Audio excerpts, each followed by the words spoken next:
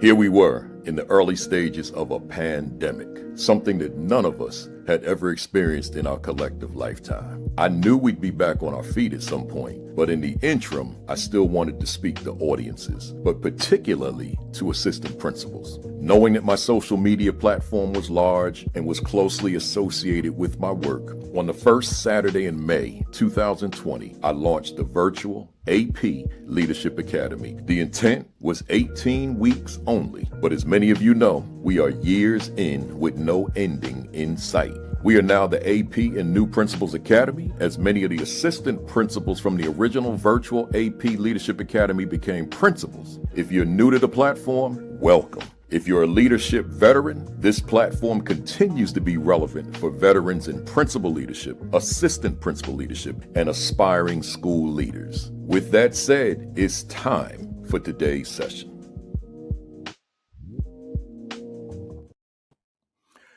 And we are live. Good morning. Good morning. Good morning. Good morning. Welcome to week 310. I think that's wrong. 311 of the AP and New Principals Academy. I'm looking at my notes. I'm like, that don't look right. Hey man, let me see who we got. Matter of fact, I screwed that up. 311 consecutively. Y'all know we got to get that part in, right? Consecutively of the AP and New Principals Academy. Let me see who we got checking in here. We got Mona Monologue in Orlando. Hey, Mona, you make sure you register for the ASCD conference. It's the ASCD because we're going to be in Orlando June 28th through June 30th. So I hope to see you in the building. I'm going to talk more about that in a little while. Where we at? We got Dot McKeever Jeter, Calumet City, Illinois. Good to see ya. We got Patrick Lawrence in Connecticut. Constance Sherrod is in Pearl, Mississippi. Where we at? And she said, yeah, I'm gonna talk about this too. She said happy National Assistant Principal Week. I'll talk about that in a minute as well. Chancellor Davis, Las Vegas, Nevada. Ronald Pugh is in Cedar Hill, Texas. Dr. Rachel Edowek is in Maryland. Maryland Association of Elementary School Principals President. We got Michael Benton is in Cincinnati, Ohio. Grace Castaneda is in Kyle, Texas. Lysandra Brackens is in North Carolina. Nadira Coley, Brick City, Newark, New Jersey. We got Mrs. Yolanda McKinney. I just sent her an invite. I'm doing a session in, I don't know when it is. I think it's July. It's June or July. And I just got off all AP New Principals Academy fam. That's going to be on there is Yolanda, is Dr. Edwin Garcia, and it's my man up in the Bronx, New York, Todd Feltman. So we're going to do like a little family thing, and that'll be later on, right? Appreciate you, Yolanda McKinney. We got Takesha High, Virginia in the building. Principal Otis Kitchen II is here. From Tampa, Florida. A Principal Kitchen, man. You got that award. You got this big time award, and I was supposed to talk about it here. And as I'm gonna talk about my last 48 hours, I kind of forgot to write it in my notes. So we'll get it done next week. But I had an interesting 48. So but we'll talk about that. But congratulations to Otis Kitchen II. He got this big time award, but I don't have the specificity in my notes. So we'll get to that moving forward. We got Dr. Sonia Matthew, National Board Certified Teacher down in Maryland. We got Dr. Robin Snowden, Harambe, Fresno, California. Vanessa Zeskins in Connecticut. Rodney Richardson's in Hampton, Virginia. Marsha Poe out there in San Diego. You said good morning from rainy San Diego. All right, I feel better because I just got in from getting my Saturday bagel and orange juice, and it's pretty nice over here in Jersey City, man. I was like, yeah, this is my kind of weather. Not too hot, not too cold, like right there in the middle, right?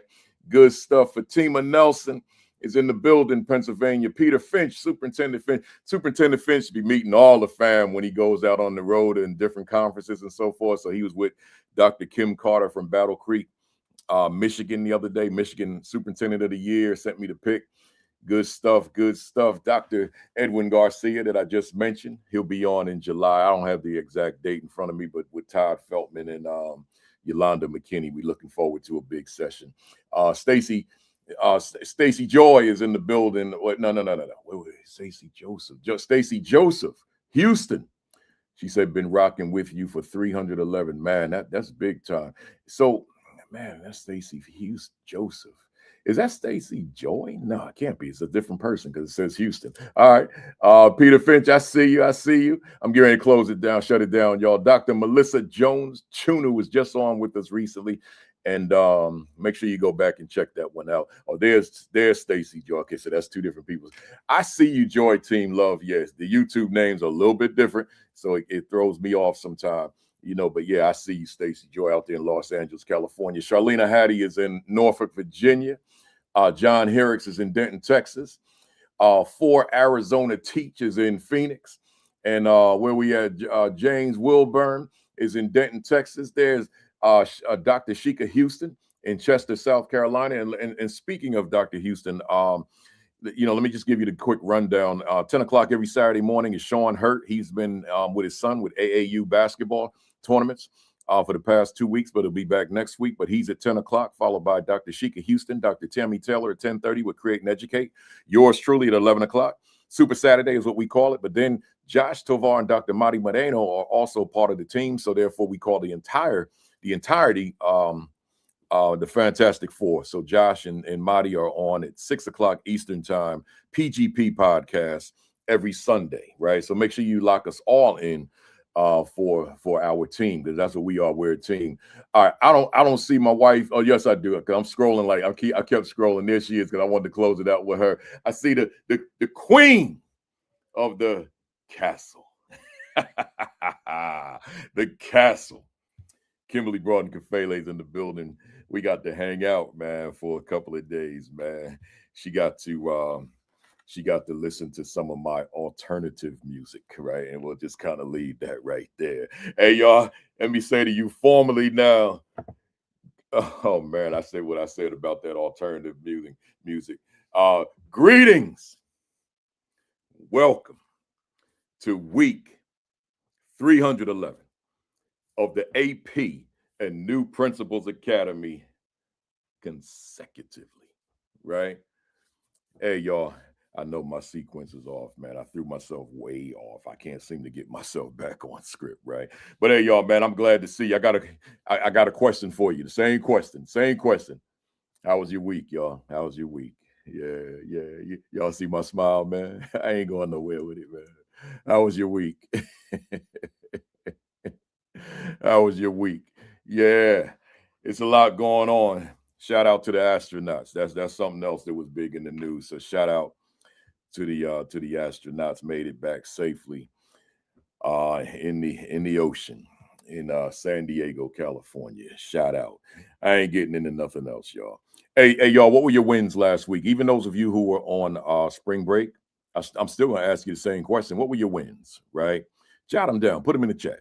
What were your wins? Don't get so caught up into your losses, your challenges, your obstacles, your pressures, your demands, your deficiencies. Don't focus on your wins, man. I mean, I'm not going to say ignore the struggles, because you want to build, you want to improve them, and you want to build on them. But them wins, man, you got to keep them right there, right here at the forefront of your mind, right? And then secondly, what will you do differently next week? Right? Just to take your leadership to another level, to take your leadership to new heights. What will you do differently next week? That's important. Hey, y'all, let's keep it moving. My announcements real quick, man. I got the big time guest today, so I don't want to prolong it.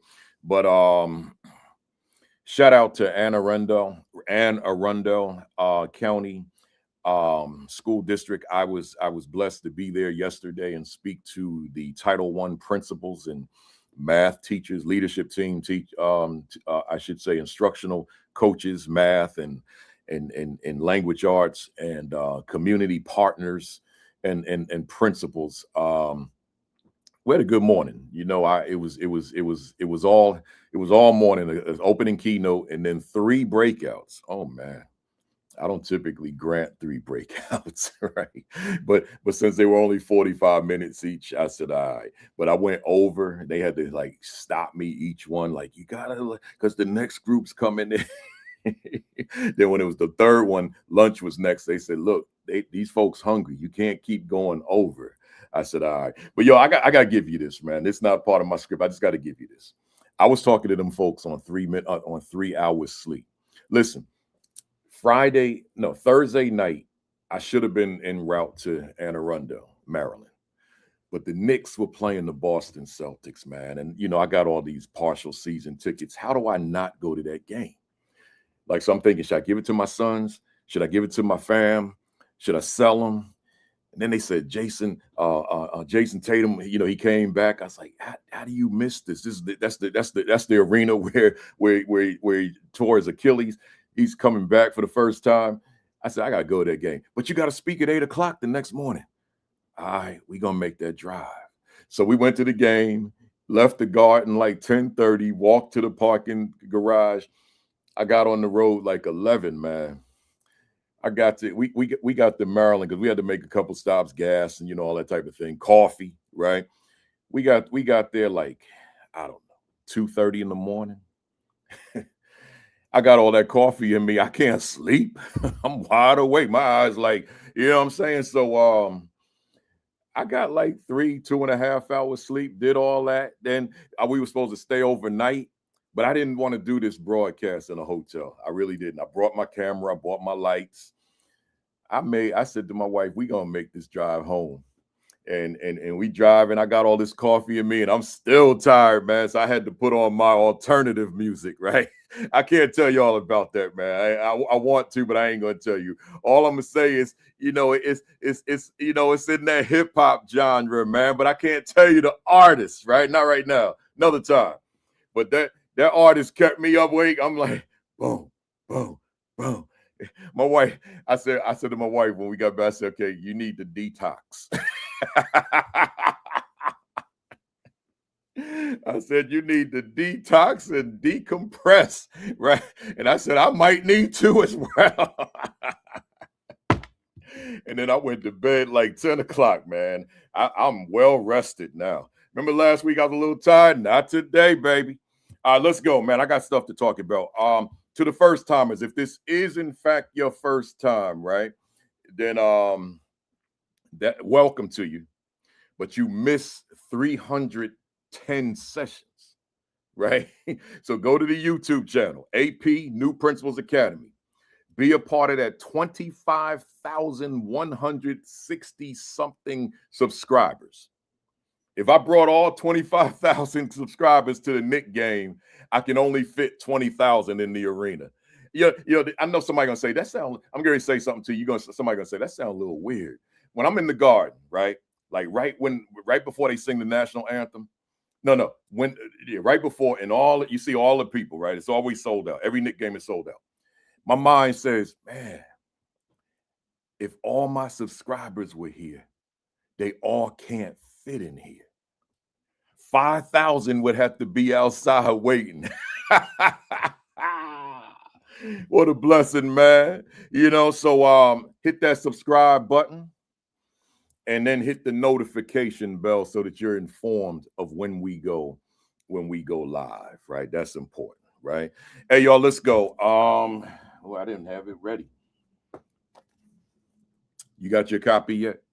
What is my value instructionally to the teachers I supervise? Do you have your copy? If you don't, listen, go to Amazon, go to ASCD, go wherever you buy your books and get yourself a copy, right? I don't know if I'm ever going to write another book again. I got nothing in me right now, but I say that for every book I write, and then God be like, yo, stop lying to these people. I'm getting ready to drop something right here, right? So if that's the deal, then fine. But as far as I know right now, I got nothing else in me, man. I've written 14, right? This is the most important book I've ever written. Get yourself a copy. If you don't have it, what you waiting for? Let's go. Let's go. Where we at? Hey, y'all, the ISTE ASCD conference is June 28th through 30th. I'm doing a pre-conference session on the 28th from 8 to 1, dealing with instructional leadership. Specifically, I don't want to say specific because I'm not sure what it is, right? I'm doing a pre-conference session from 8 to 1, but then I'm doing a featured session the next day at 8:30, right? 8:30 to 9:30. I just want you to be in the building. So go to ASCD.org, register, and we'll see you on July 28, 29, and 30 in Orlando, Florida. right? And then while you're down there, stay south if you're up north, because the School Leadership Institute with Principal Kafele is July 9 and 10 in Savannah, Georgia. So go to principalkafele.com, scroll down on the homepage, and you'll see it. Click the link, register, and we'll see you for 2 whole days, July 9 and 10 in Savannah, Georgia. School Leadership Institute with Principal Kafele. We talking instructional leadership, but we're not talking anything we've talked in the past. Every year, this is the 9th annual. Every year is something different, right? So make sure you join me. I'd love to see you in the building. That's it, y'all. I'm ready for my monologue.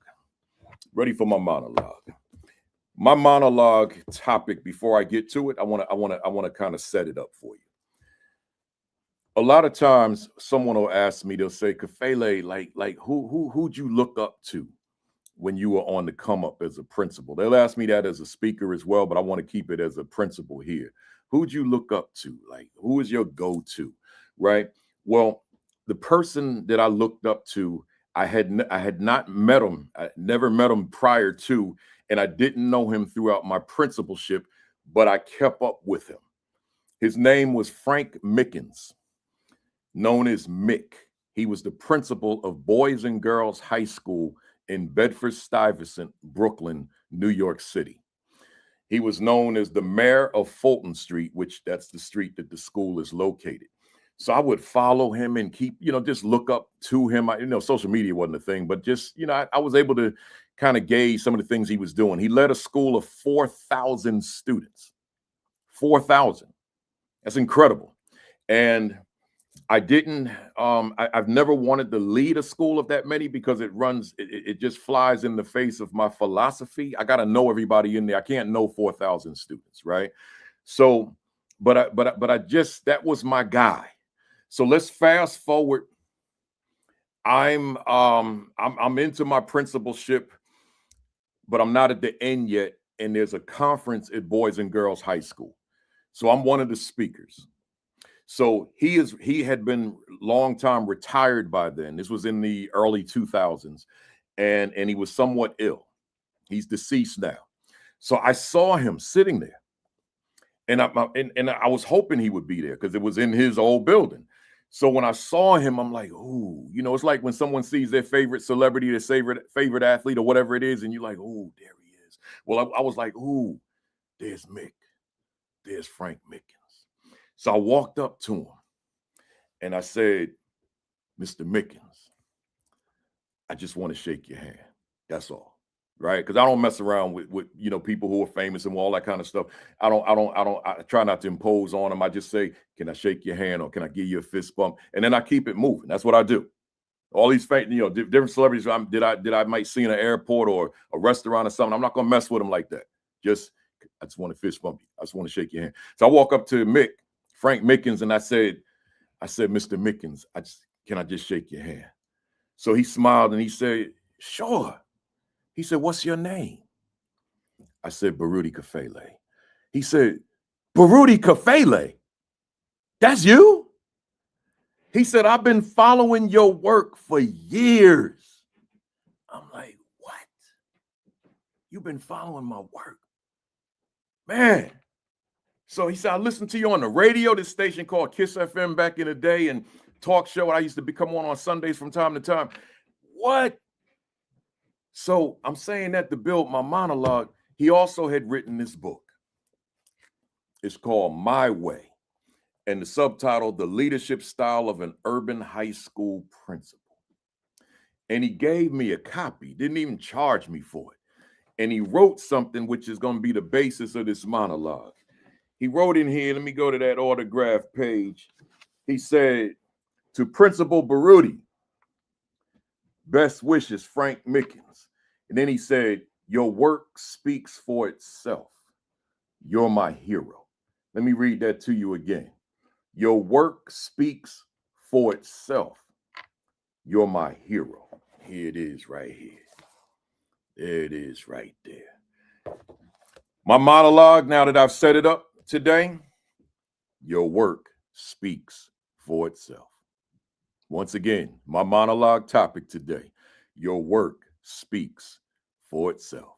What am I saying?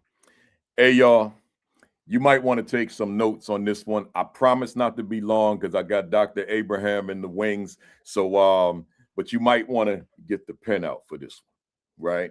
Don't just listen to this one. Your work speaks for itself. Or I can pose it as a question. Does your work speak for itself? Let's go. I got 10 questions to ask you, and then I'm bringing up my guests. Number one, does your attitude as a leader speak for itself?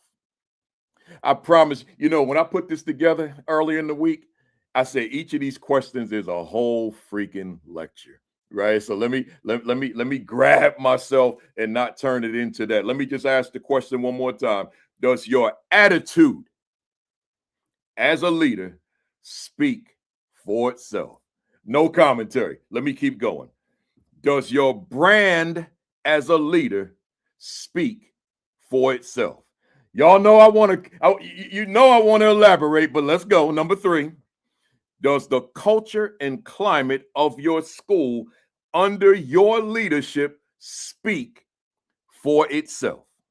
Number four, do your relationships with staff and students speak for themselves? Number five, does your role as instructional leader speak for itself? Number six, does your self-accountability speak for itself? Number seven, does your planning, organization, and time management speak for itself? Number eight, does your own professional learning speak for itself? Number nine, does your emphasis on the professional growth and development of your staff speak for itself? And number 10, does parental and community engagement under your leadership speak for itself? Let me tell y'all something as I close out, y'all.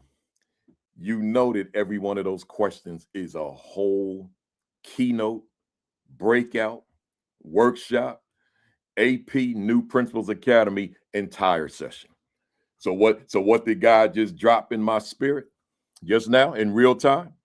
That as I go solo, starting in May, every first Saturday, I'm probably going to take each of these 10 questions and turn them into topics because there's so much to say. With that said, it's time for us to get to the meat of this session. So let me get my screen right, and I'm gonna bring up my guests, and we getting ready to get into it. So here we go. Good morning, sir. Good morning. How you doing? Oh man, I'm on fire, man. I'm blazing. I must have slept 10 hours last night to make up for the 3 the night before. So I'm good. I'm good. Good to see you on the platform for the second time. Yes, sir. Yeah, so let's tell the folks who you are. For those that may not be aware, I'm sure many of them are fully aware. But let's let them know. Dr. Marck Abraham, and I meant to tell you off camera. I'm gonna tell you live, in case you don't know this. I don't call any of my guests that have doctorates by their first name on camera. So you'll be known today as Dr. Abraham from me, right? Dr. Marck Abraham is a powerful motivational speaker, best-selling author, and transformational leader whose message has impacted lives across the nation. As the founder and CEO of MEA Consulting Services, LLC, he leads one of the fastest growing education and leadership consultancies in the country, helping individuals and organizations unlock their potential, break through limitations, and achieve measurable excellence. With dynamic energy, unshakable faith, and authentic storytelling, Dr. Abraham challenges audiences to understand that success is not a matter of chance. It is the result of intentional choices, disciplined action, and a winning mindset. His high-impact presentations blend humor, real-world experiences, and proven principles of perseverance, accountability, and purpose, leaving audiences both inspired and equipped to act. As a former high school principal, Dr. Abraham led one of New York State's most successful schools, achieving 93% graduation rate for young men of color, one of the highest in the state at that time. His leadership demonstrates what is possible when systems, expectations, and belief align. And his journey from challenge to triumph continues to inspire educators, leaders, and communities nationwide. Dr. Abraham is the author of What Success Looks Like. And by the way, before I read on, here's the book. He's got it sitting there, and here's my copy. So, again, author of What Success Looks Like, Increasing High School Graduation Rates Among Males of Color, and the creator of the Success Model, a results-driven framework that transforms schools, organizations, and lives. He has written over 11 nationally published articles with the National Association of Secondary School Principals, NASSP, further establishing his voice as a national thought leader in education. His insights have also been featured in SREB, Southern Regional Educational Board's Promising Practices newsletter and Buffalo News. He has collaborated with the Obama Foundation and has been recognized by the mayor of Buffalo for his outstanding contributions to education and community achievement. Whether speaking to educators, entrepreneurs, or leaders striving for greatness, Dr. Abraham delivers a clear and powerful message. You were born to win. You were designed for success. Let's go. Good stuff. Good stuff. Hey, fam out there, hit the share button, retweet, repost, text somebody, call somebody, holler at somebody, hit up them Facebook leadership groups on the YouTube side. Make sure you hit that like button, hit the like button. So YouTube, Facebook, LinkedIn, and X, do what you got to do on your platforms as we do what we got to do on this platform. I appreciate that. And by the way, I failed to mention y'all might, what is he wearing? Montreal. And with this 42 on my head. This is Jackie Robinson's minor league team, right? This was the minor league team to the Brooklyn Dodgers. So in 1940, last week we wore the Negro Leagues jersey, Kansas City Monarchs for 1945. This is what he wore in 1946. And then I'll wear that 1947 jersey next week, which will be the Brooklyn Dodger jersey. Here we go. Hey, Dr. Abraham, you know, as I ask all my guests, and I probably asked you when you were last here, but now I'm going to ask you again. If we take your life and compartmentalize it and just look at the principal that you were at the time, right? Who was Dr. Marck Abraham as principal of McKinley High School? I'm gonna answer that, but I got to give you your flowers real quick. You know, I don't think you remember, probably like 18 years ago, you were in Buffalo speaking, and I was there before I became Dr. Abraham. I was just working on my master's degree. I wasn't even in education yet. I don't remember the speech, but I remember how you made me feel in that moment, and you were my inspiration to want to become a principal. Wow. When I saw you and how you operated and how you moved, and there was a little disagreement with some kids, and you were able to correct that situation and then still get your speech, I was like, man, I want to be like him. I want to be a principal, right? And for anybody who ever asked me, because people ask me all the time, like, man, you know, how do you become a speaker? How do you become a consultant? How do you do all these things? I never wanted to do any of these things. I never even understood, like, this wasn't my goal. My goal was only to be a principal and move the school forward. God bless me to be able to do the work I do now, coaching principals around the country. To answer your question, as a principal, Appreciate you.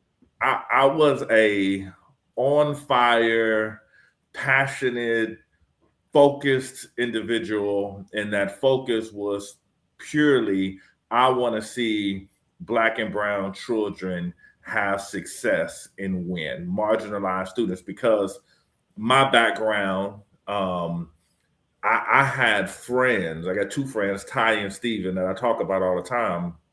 But two of my best friends were killed and gone before the age of 25 years old. And the commonality growing up from inner city Miami, first generation American, first generation college educated, what I experienced is, as for my friends that are Black and brown, the ones that didn't graduate from high school, they didn't have an opportunity, right? And they end up either in modern day slavery or end up getting killed in the streets. So for me as a principal, and even as a consultant and even as a speaker, my why and my passion and my fire in my belly has not gone anywhere, because I really believe every student deserves a quality education. And I know that the education that they experience is the catalyst that's going to get them to where they need to get to and have success in the real world.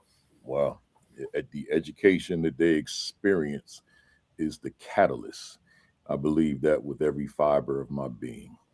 The last time you were here was December 11th, 2021, which was week number 85, 5 years ago. Wow. My question to you, what changes have you observed in school leadership over those 5 years? Oh man, that's like a very packed. I think that with COVID, it put education in somewhat of a lackadaisical perspective. Like back in the day, my principal was real hard nosed. Like it was like you're an AP, you're gonna be here on time. You're not taking no days off. You're only gonna take the vacation days that's allotted to you. You got 20 teachers you're gonna observe. You're also gonna do discipline for 350 kids. You're also gonna be in the PLCs. You're also gonna like it was hard nosed accountability. And it was also just like a thought process that like we're going to do the job and we're going to do it with excellence, and we're not going to make excuses for the work not being done. Right. I remember my principal, she gave me all these different tasks, and she was a 30-year vet. And I said, how you expect me to do all that? She says, you got two hands, don't you? You just going to have to make it happen. Right. I think right now, and what I've experienced is somewhat of a, and I just want to say my words careful, something like empathetic type of the advocacy or the efficacy of school leadership sometimes is a little lower. I think that people have the same genuine heart to want to see the kids be successful, but it seemingly is like I'm willing to accept certain things that with adult behavior that was not acceptable before. Right? We hear more people talking about they're burnt out, and more people talking about they're tired. And my thing is always like, you have to have been on fire to be burnt out. You can't start cold and then get burnt out. You just always been cold, right? And so we have a thought process of I don't really want to hold people accountable. I got to let them do kind of certain things. And really, I think now we're getting back to that place of, what I'm seeing the shift now. We're getting back to leaders that are saying, hey, I'm going to get down and make sure that you do the work that you're being assigned to work. So the long answer, but that's what I'm kind of seeing right now in the country. Yeah, no, that's fine. So let me ask you this then, and in relationship to that, given the work you do as a consultant, working one-on-one with leaders, when you think about the evolution, the shifts, the changes, the pivots over the past 5 years, how has that impacted you as a consultant? What adjustments have you had to make in those conversations with APs, with principals, with superintendents, the various different entities that you work with, as you've seen the industry shift relative to leadership? Man, I just want to tell anybody, man, these some real insightful, thoughtful questions, right? So my practice has been that I had to learn. So if you ever want to be a consultant, you have to learn, especially if you come from a principalship, you're not the principal, you're the consultant. So I would walk in the room, when I first started, like I was the principal. Mm-hmm. And you can't do that. Because at the end of the day, my job is to train the principal so that they can do the job, right? And so with that shift, I realized I had to change my practices so that I can understand and do a root cause analysis what's going on in the school. So with that root cause analysis, it allowed me to be able to diagnose what's actually happening in the school before I try to go and give advice or try to take an individual through a system. So, in that space, I've experienced, saying to principals, hey, let's start off slow, right? And to depend on their level of experience, then that tells me where we need to start. But I've also seen, educators that have been in the field for 15 years having a first year experience. Right. And so for me as a consultant, I have to understand, all right, this is what's going on in the country. This is what's going on in the world. I understand that there was COVID loss. I understand that there was, children that came in behind. But at the end of the day, it's incumbent on us to say, no matter where the students come in at, our job is to move them. It doesn't matter if they came in at a level 0 or they came in at a level 1. My job and our job as a community is to take them from level 1 to level 2 to level 3 to level 4. But in the same breath, it's my job as the principal. And I just want to say this to principals. The research says that principals are second to teachers when it comes to student achievement, right? Like principals matter, and we have an indirect impact on student achievement. So with that being said, we have to hold our teachers accountable to make sure that they are developing, right? The more we develop our teachers and the better our teachers are, and the better our systems are, and the better our school is functioning with culture and safety, the better our students will perform. So to answer that question is really doing a root cause analysis, not acting like the principal, but stepping back and getting the principal into a system that works, that's research, and we call that the success system. And it's in my book, and you got to get that. And in that model, I show them how to actually do the work in an efficient manner, right? Working smarter through a system without just working harder. Love it. Love it. When earlier in your response, you reference root cause analysis. I'm always cognizant of the fact that there's a lot of new or even younger viewers to this platform, which we call fam, right?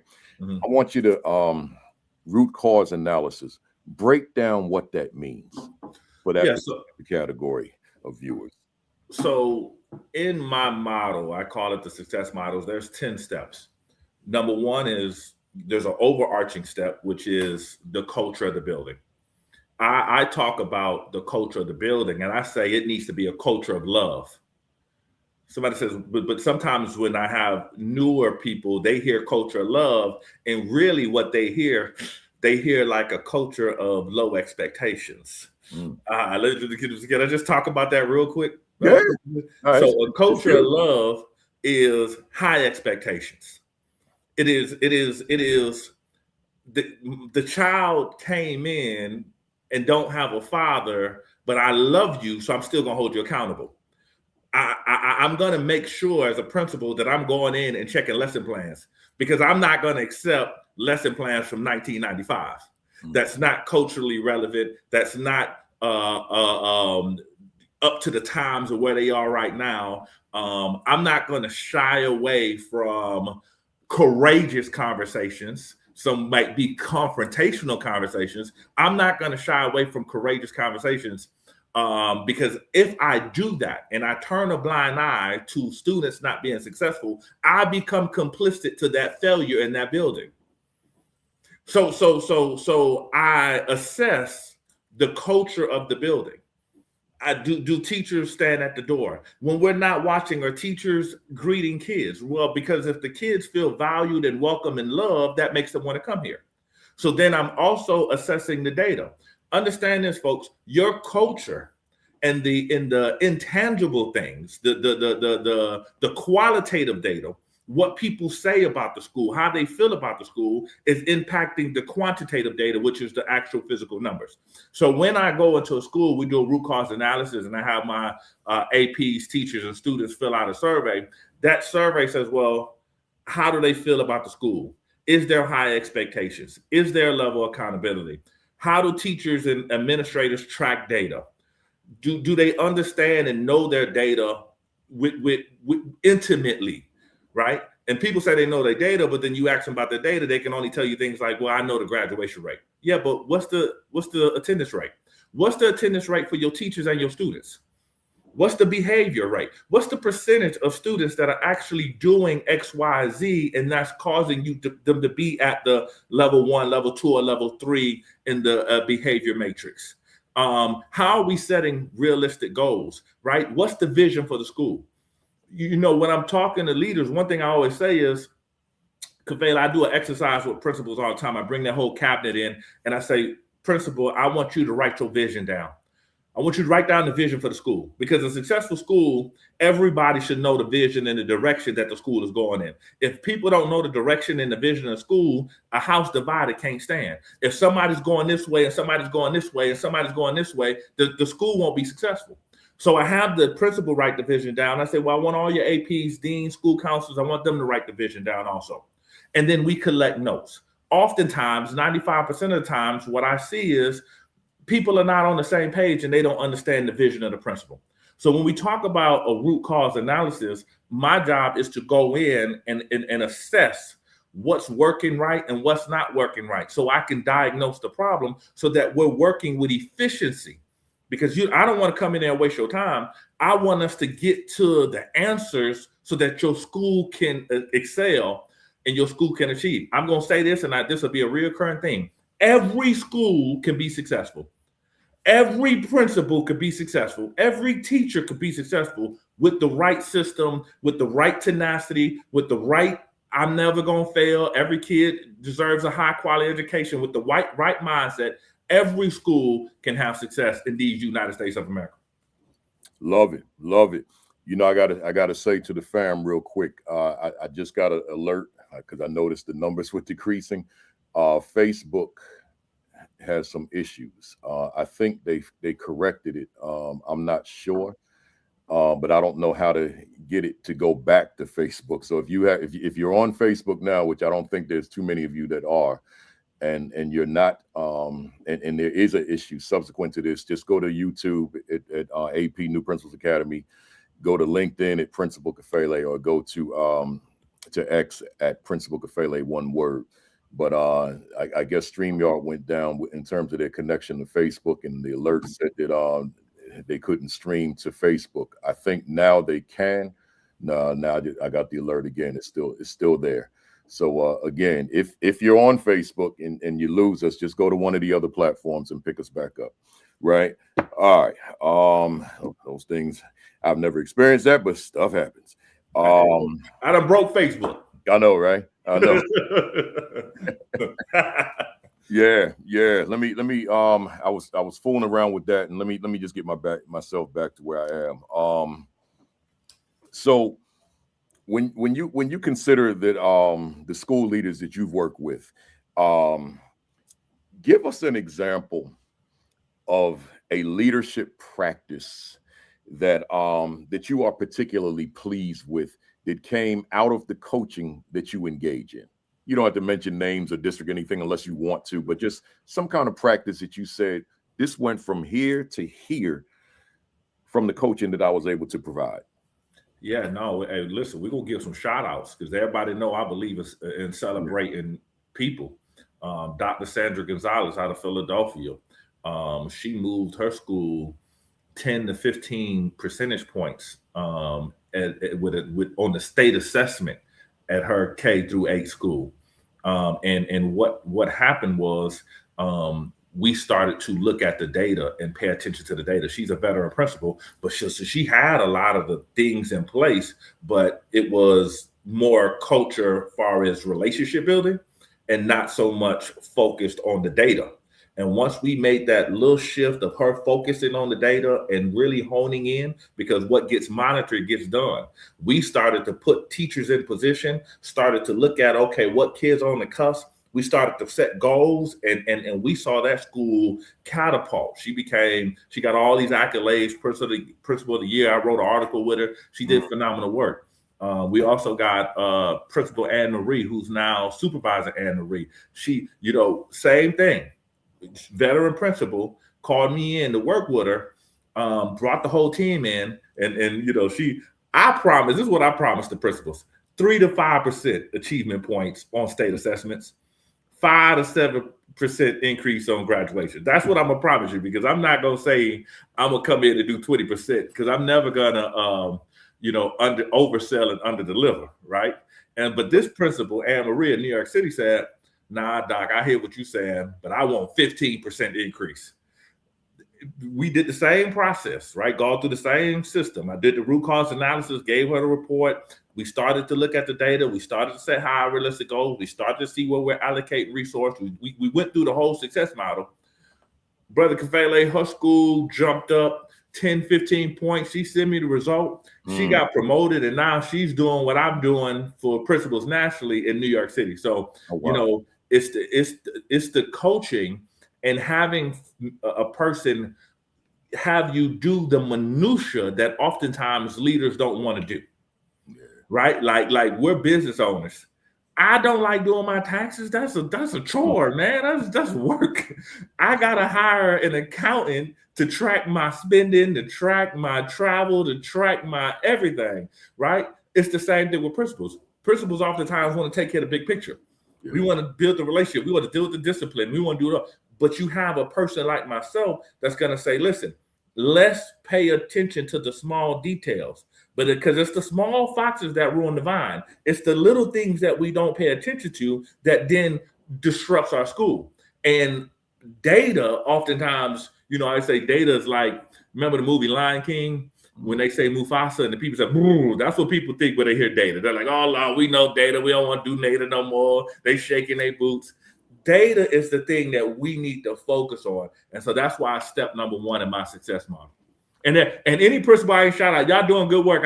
Those just came to my mind. You know, you shout some people like, hey, man, what about me? I did the work. You know, I'm sorry. I love you. That's right. When you name drop, you always run into that possibility too. Good stuff.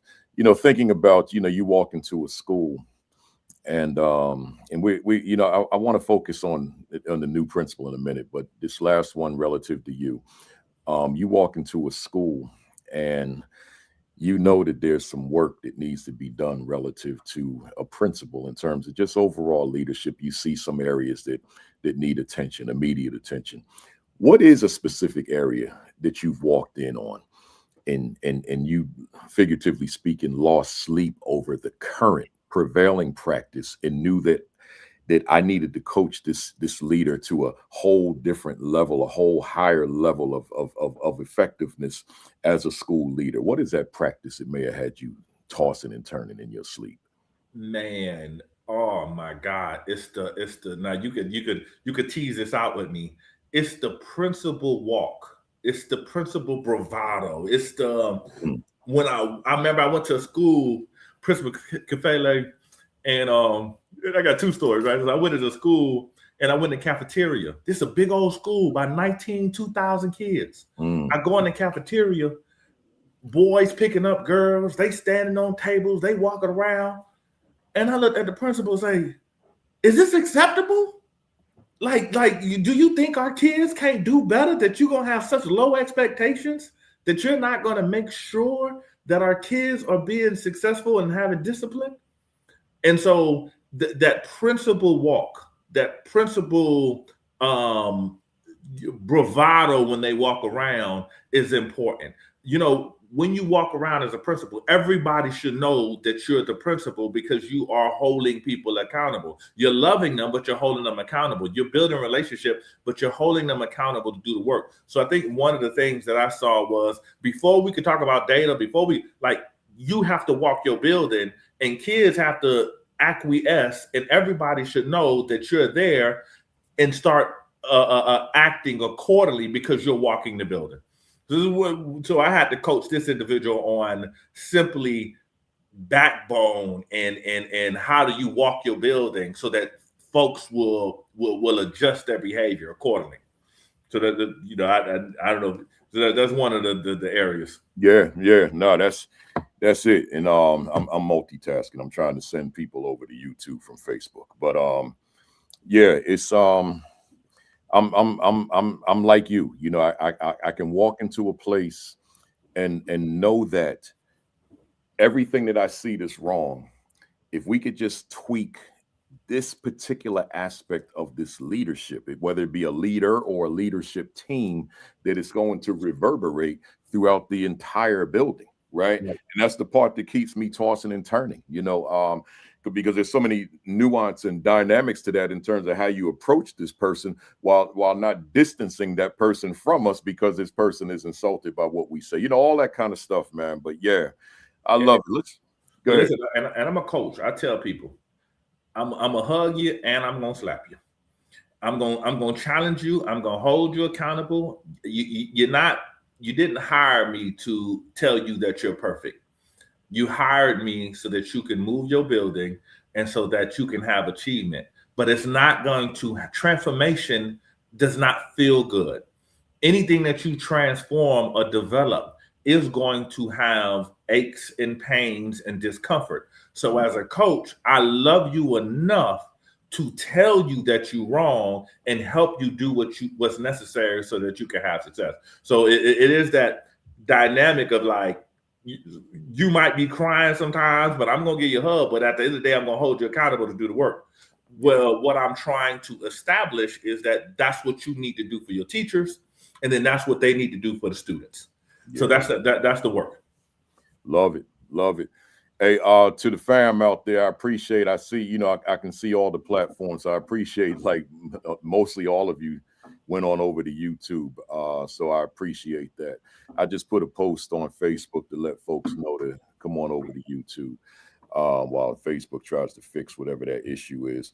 Hey, Dr. Abraham, let's talk about that new principle. I got categories for you. I want to talk about the new principle. I want to talk about the AP, and I want to talk about the veteran principles. So let's we got a lot to talk about here. So to the fam out there, you know, most of you on YouTube, just share it, but don't share it to Facebook, please. but let folks know we here, we live, we in it. Hey, Dr. Abraham, there's a new principle out there, and that person might be on the thread right on the call right now. Or maybe they'll see this broadcast later on. But this new principal who went into his or her new assignment excited, gung-ho, ready to have an extraordinary first year as a new principal. And they found out quickly that it's not what they thought it was. It was very difficult. It's very new. It's very, and thereby very challenging, somewhat overwhelming, if not just fully overwhelming, and tears flowing on various different nights that this work is overwhelming for me, all that kind of stuff, right? And thereby instruction and student achievement were completely detached from this particular first year leader. This leader had their hands, their plate full with everything else, and they couldn't get to instruction. They couldn't get to achievement. So my ask of you, my question to you, what is your recommendation, suggestion, advice to this first year principal who is getting ready to go into summer? What is your advice in terms of just preparation for a better year two? No, that's a great question. So my first year as a Principal Kafele, I was in Buffalo, New York. I got a vote of no confidence.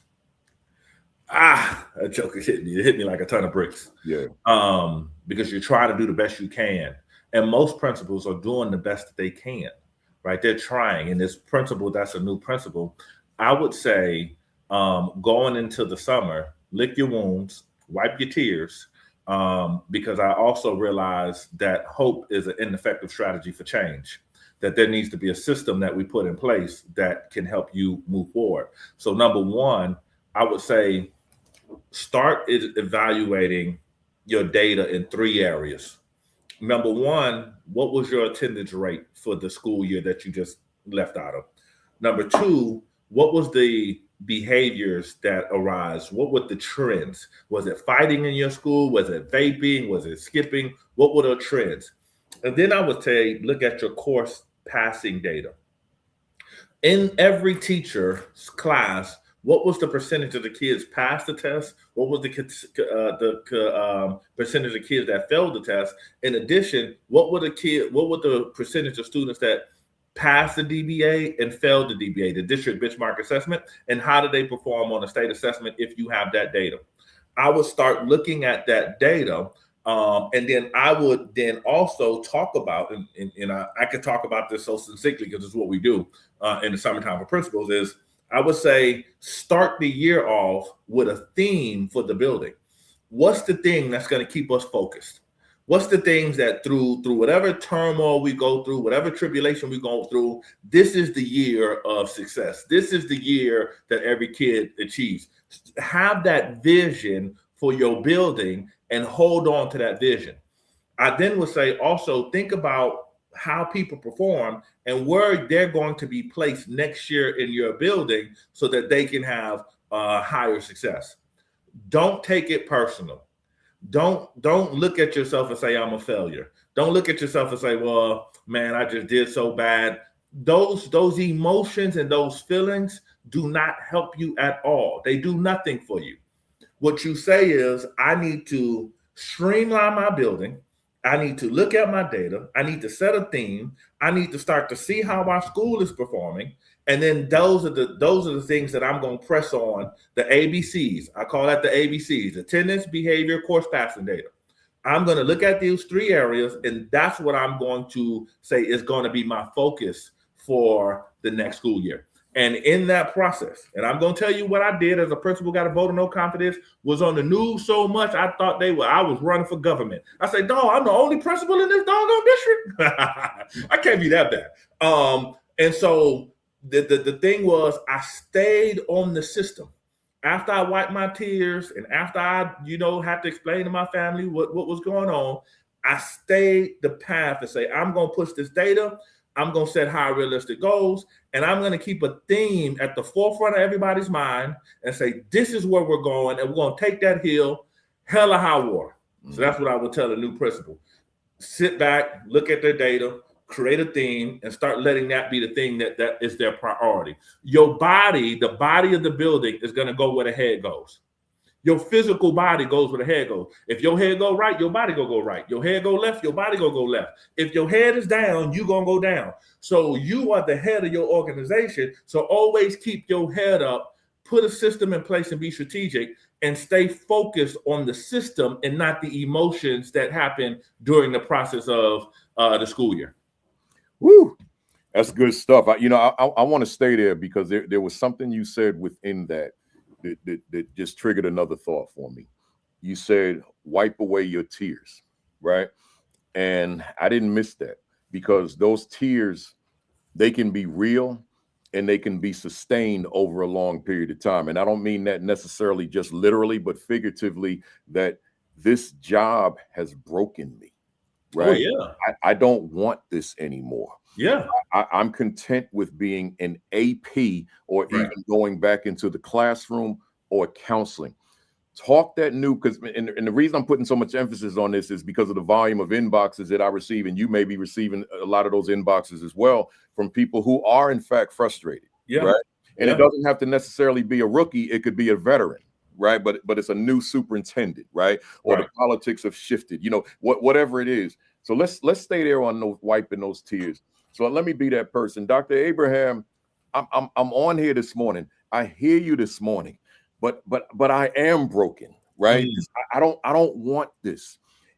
I get what you said about wiping tears, but walk me through this. How do I recover from this and walk into that building in the summer and have the optimism that this is going to be a great year after all I dealt with?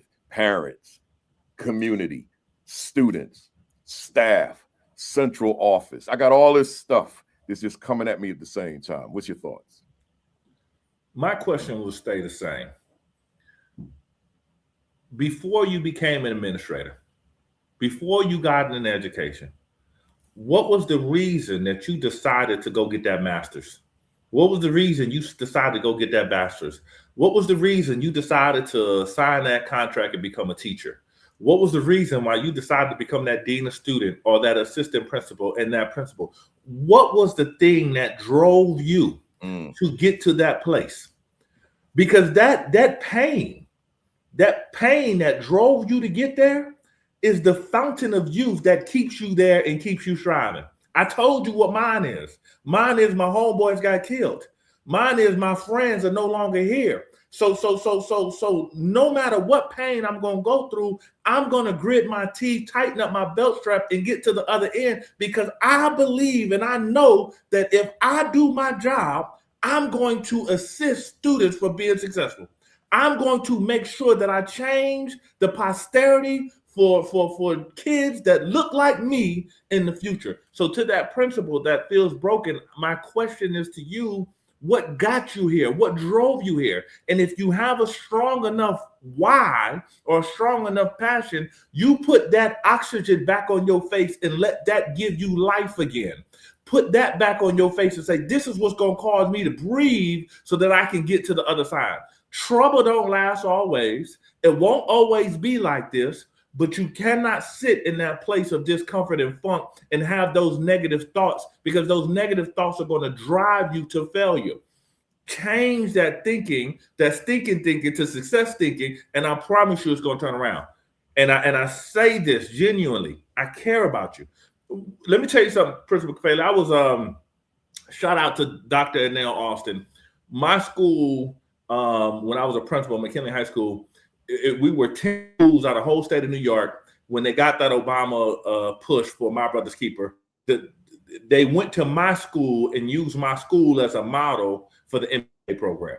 And they had me go up and down New York State and talk to principals about, how to do this work efficiently. I was in Queens, 200 principals. A principal stood up and said, man, Dr. Graham, I'm trying to do all the things you said to me. Same piece you said, Principal Kafele. He said, man, I'm getting shingles. I'm working on a divorce. Man, I'm working 13, 14 hours in this building. And I said, bro, number one, and I talk about it in my book, you have to take care of your own self. Like I think I seen somebody on your superintendent saying that taking care of your health has to be your number one priority. Yeah. So even though I talked about the why, I want to add a caveat to it. You have to take time to decompress and rest and work out, right? Because if you die in your job will be posted on Indeed before your obituary is written, because the show must go on, right? And so they'll have your job posted. So you have to be the one to take care of you. And in taking care of you, you got to rest, you got to smile, you got to work out, you have to do all those things. And I'm telling you, as a person, when I was 30 years old, I was a principal at 30. I was 30 years old, voting on confidence, going through the news. Principal Kafele, I was drinking all of these sugary drinks, wouldn't take care of my diet. I went to the doctor and they said I was having heart palpitations. They said your heart was beating irregular. It was too much stress on you. So then I had to realize I had to take care of me first. Started going to the gym, started working out, started taking care of myself so that I could be the best person and show up for them. So number one, remember your why. Number two, you have to get back to taking care of you and doing things that make you smile. Number three, make sure that you're spending time with your family and your support network to get you through those times of turmoil. Number four, new principle, you want to make sure that you're looking at your data and let your conversation be data-driven and not driven on emotion. It's not as bad as you think it is. It might not be as good as you want it to be, but there's some good things you're doing in them 180 days that you need to focus on. I love it. That's powerful stuff there. Let's stay with that new principal. A different new principal now has a leadership team, small leadership team, maybe 2 APs, 3 APs. And they're not a team in the truest sense of the word. They're 3 or 4 disjointed individuals. They do not collaborate. They do not talk a lot to each other as it relates to the work. And they're just in the building wearing these titles and doing their own thing in these silos. I know that this principle exists, and you know that this principle exists, particularly the new one who just hasn't figured that part out. We don't get all this in grad school. Right. It's in the job training, right? So what is your advice to this new principal coming to the conclusion of year 1 of how I create a real synergy with my leadership team, that we're dependent, reliant upon each other, and we're collaborating on an ongoing basis? We was at Ypsilanti together. Yeah. And you were talking to the leadership team. Man, you said something and I stole it. You said, sports teams, you remember you said sports team and coaches spend hours and hours talking to each other in film study and I'm butchering your words, but you said they spend so much time working and talking to each other, building that relationship for a game. How much more powerful it is for what we're doing in education. So to that new principal, I'm going to say this to you, principal, and I'm going to say this with so much conviction. Stop thinking that the answer is firing and getting rid of people. I need to let that sit in your spirit. Don't think that because your team is disjointed, the answer is, well, if I had a new AP, everything will be all right. If I just get rid of that ELA teacher, man, my life would be so much better. Because what happens if that's how you lead and that becomes your thought process, that's what your teacher's going to say. And that's why your suspicion is going to be high. So to get to that point, I would say it is imperative for you as the leader of that admin team to sit down with that admin team and figure out who you have in front of them. I want to say one of the biggest things that I learned in the evolution of me as a leader is understanding the importance of coaching and developing people, not just saying, do what I say to do because I said it to do it because I'm the principal. It is saying, how do I create a compelling story to get everybody involved, help them understand why we're here, and let that be the thing that drive us and drive our work every single day and keep them focused on the thing that's positive. But I need you to hear me clearly. Get rid of and dismiss and eject this thought that I just need to get rid of people in my life to be better. No, because you're going to get somebody else that's not going to be as developed, and you're going to be churning people out.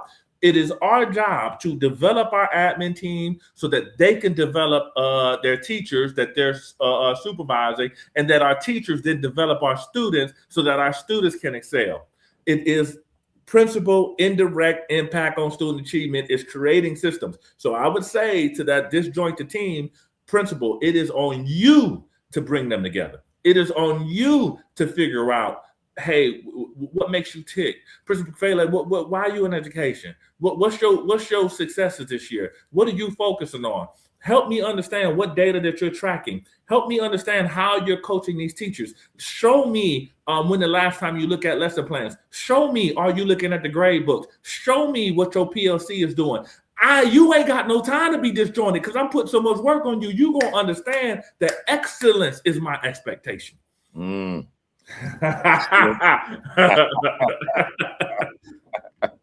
Excellence is my expectation. I love it. I love it. Let's stay with that new principal, man. I know I'm giving these horror stories, but I know. Hey, what a principal that's in it. What's your story about the principal that's just loving life and doing good? I'm gonna try to get to him, man. It's but everybody's dealing with so much stuff, and I get them inboxes, man. I'm sitting here all day, like trying to be a support, you know. But you got this principal out here. This new principal, and this could be a veteran. This circumstances has forced them to lose their leadership confidence. And as a result of losing their confidence, I mean, this was a superior teacher. Superb is a better word, teacher. Superb AP. But now I'm in this role where I'm the number one, and I don't bring that same level of energy anymore because I lost my confidence and thereby my passion. I know you've talked about this in the previous two, but now I got it as an isolated question. What could you say to me to help restore the confidence that I always had and lost for the first time as this new principal? Well, my question going to be to you is simply, do you want this still? I want to know, is this still something that you want to do? If the answer is yes, I still want to do this. This is what my desire to do is be a principal, but I'm in a place, I'm in a funk right now. That's where we're going to start. We're going to start by figuring out, Is this something that you want and desire to do? And confidence often comes with successes, right? The reason why you're not feeling confident is because probably something happened that shook your confidence. You tried to do an initiative and everybody said, no, we don't want to do it. You decided that you wanted to go in a direction and people pushed back and fought you against it. So for you, you are looking at this one moment, this one situation, and you're saying to yourself, oh, I'm a failure because this happened. Let me remind you of everything that you did to get to this point. Scratch that. Let me remind you of everything your mama and them did, excuse my vernacular, your mama and them did to get you to this point. Let me remind you of the sacrifices that was made so that you can be in the position that you're in right now. We do not have time, right, for us to just be sitting around licking our wounds. If you want this and you desire this and you believe this is for you, let's put the system back in place and understand that every door, every no, every door closed, every no gets you closer to a yes and gets you closer to doors being open. That you have to go through your stripes and go through your pain and go through your go through so that you can get to the other side.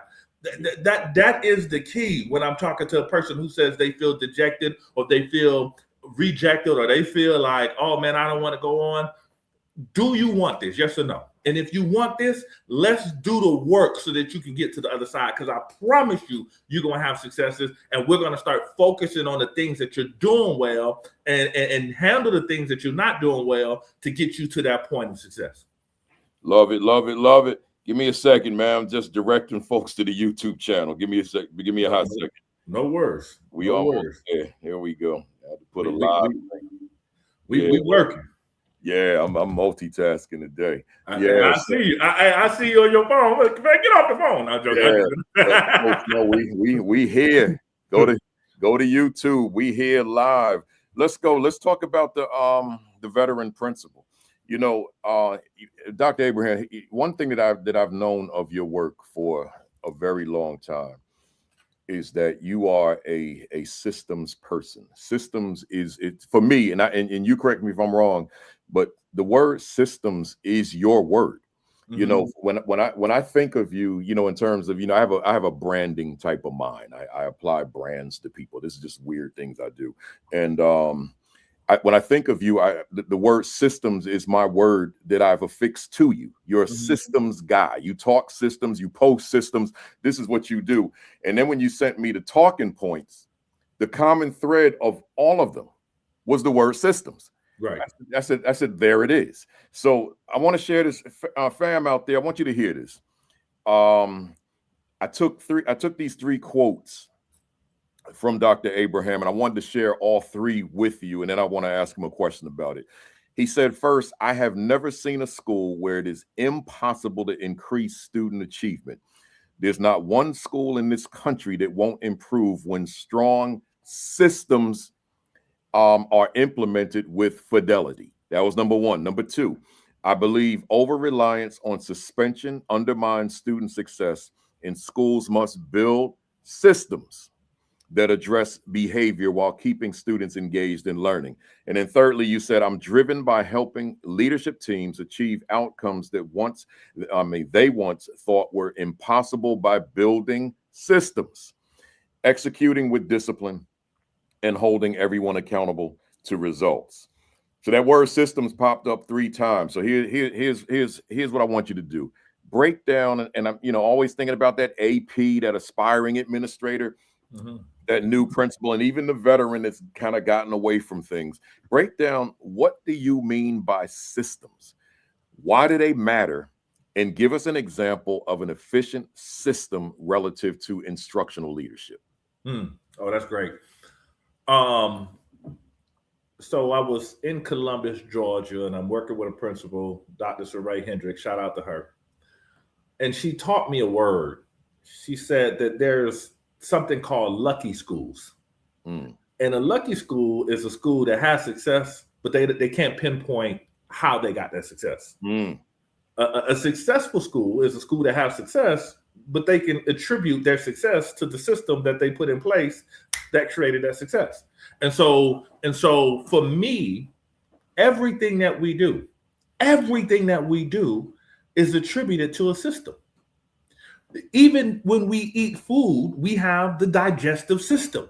There is a process of saliva and there's a process that happens to get the food in our stomach to provide us with the nutrients.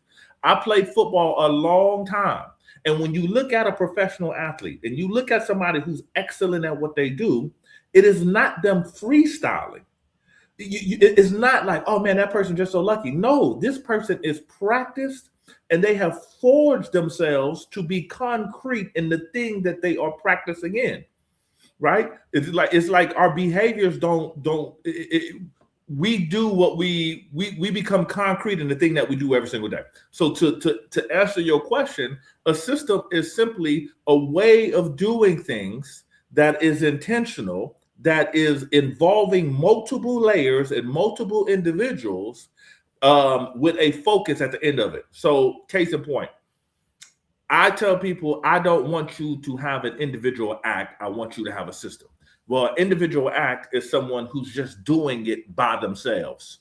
Well, I shout people out. I'm doing it by myself. But do teachers shout people out? Do kids shout people out? I'll give you a very simple system of celebrating what you want to see. And then if you want more, we can go more. What I tell folks to do in my book, I say that you need to celebrate the behaviors that you want to see. In addition, what needs to happen is we celebrate the teachers so that they celebrate students. So what I would tell my principals to do is that I want you to look at ASOP or whatever it is y'all use to track teacher attendance. I want you to tell us how many teachers in the month of April has had perfect attendance or 95% attendance. After you tell us that teacher has 95% attendance, I want you to then sign a card at the end of the month and put it in their mailbox and say, congratulations, you had 95% attendance. Thank you for your hard work. Well, it's a directive by the principal. The principal don't have to do all of it. They might have to sign. They might need to be aware of who's doing it. The secretary is going to look at the ASOP. The assistant principal is going to verify that these folks are actually folks that need to be rewarded. And then they're putting that thing in their mailbox. Well, how does that impact student achievement? If teachers come to school, they can teach. Teachers who not there and don't feel like they should be there, they don't come to school and they don't do the work that's necessary, kids can't learn.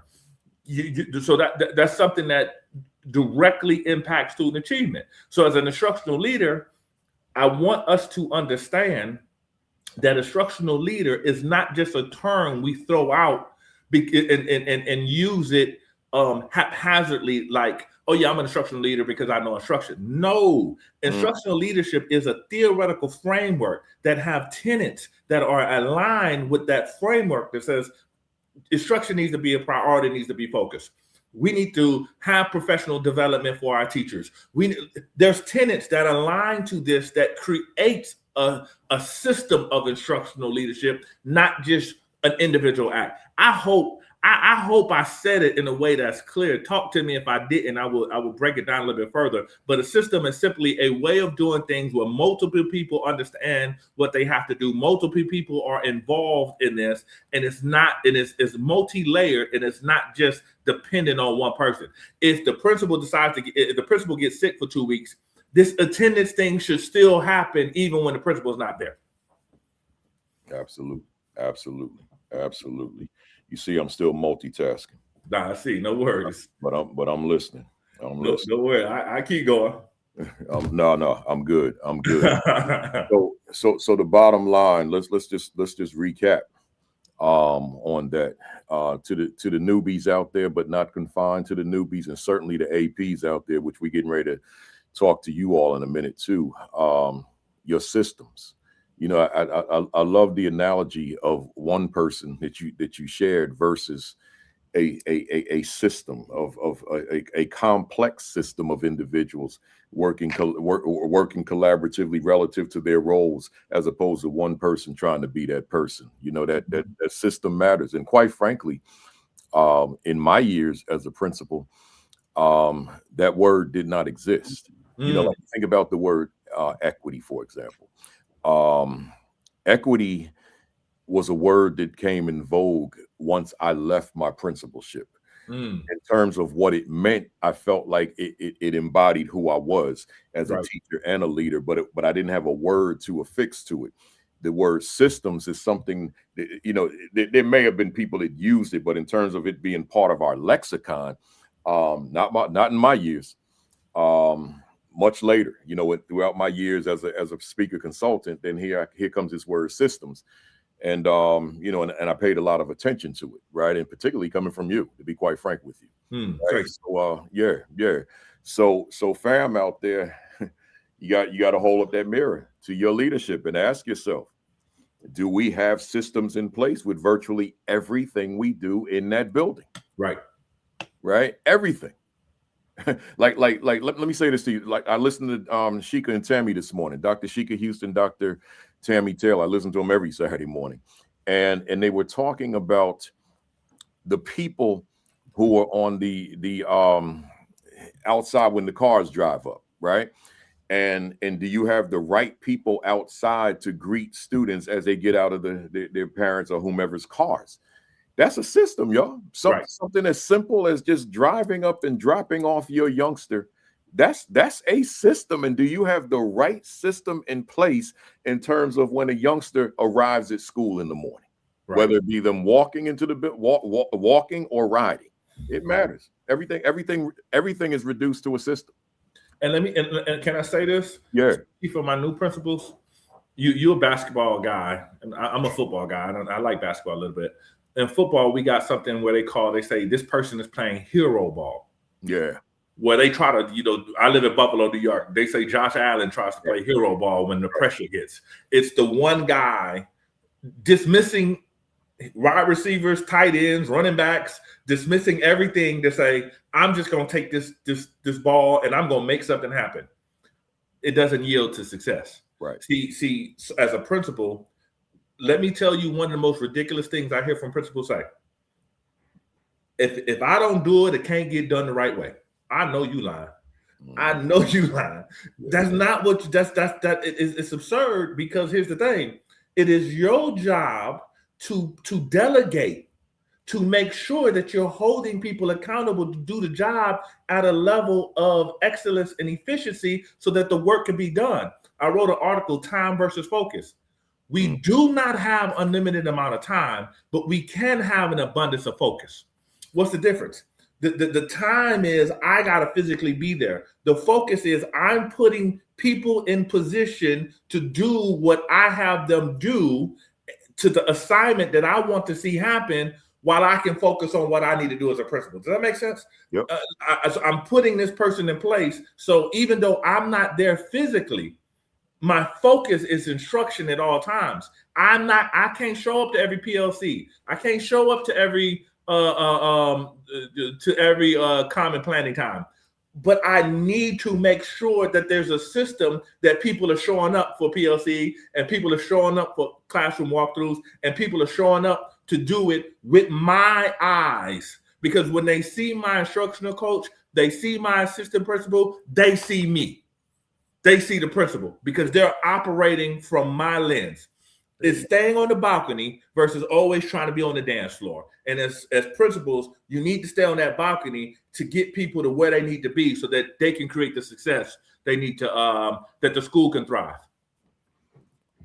You dropping some nuggets, man. I can't lie. You dropping some nuggets this morning. Hey, y'all got that pen out? This is good stuff here. This is good stuff. They say a short pencil better than a long memory. So write some stuff down. That's right. Let's look at the assistant principal a little bit. And when I say that to the fam out there, when I say let's look at the assistant principal, don't think, okay, this part's not relevant for me. No, we're talking about your assistant principal. So it's still relevant. There's an AP out there, Dr. Abraham, who brings an extraordinary skill set. This is a talented individual, but this person is somewhat fearful of exhibiting all he or she can do as a leader, because the principal is not necessarily at the same level, right? So this AP is suppressing a lot of who Mm. he or she is, if that makes sense to you. Mhm. Keep the relationship with the principal productive. What is your advice to this AP, to be an assistant principal, to be able to exhibit who they are, their skills, but not to outshine the Mm. person that they report to, the principal? Mhm. Well, we do know that's part of the 48 laws of power. Don't outshine the master. Yeah. And so to that AP, I say, you know, it's especially if you have a fragile ego principle, right? Especially if you have somebody who's intimidated by you. And oh my God, this is a real situation. Yeah. I would say, God, oh, how do I say this? You know, because if I'm talking to you, it's just me and you. I'm gonna say something. Right. But we, so I'm trying to let me weave through this. Take your time. I would say to you, AP, that you do what you're assigned to do, and you do what you're assigned to do with excellence, and document what you do. Because at the end of the day, if your real aspiration is to become principal, then you have to be in a place where you want this principal to give you that letter of recommendation. Because what's going to happen is the superintendent is always going to say, well, how is this assistant principal? Don't think that your vision, and to that principal, that AP, that's good. You might be thinking, God, oh, what? Hey, can I just be honest? Let me just, you might be thinking that you're better than what you might actually be, because there might be some things that you're missing in your armor that this principal can see. And that might not be the case, but that could be the case. Mm-hmm. So what you want to do as an AP is you want to be excellent at everything you're charged to do, and that you're documented, because you understand the bigger picture is, I need to be able to have the nuggets in my armor so that when I go to the interview for me to become principal, I can speak to the work that I've done. And I'm going to say this to this good principal, assistant principal: make sure that in everything that you're having asked to do, that you're spending time in those classrooms and understanding instruction and understanding how to coach teachers. Because when you get to that interview room, if all you can talk about is behavior, you're not going to get that job as a principal, because they're going to say, well, they don't know instruction.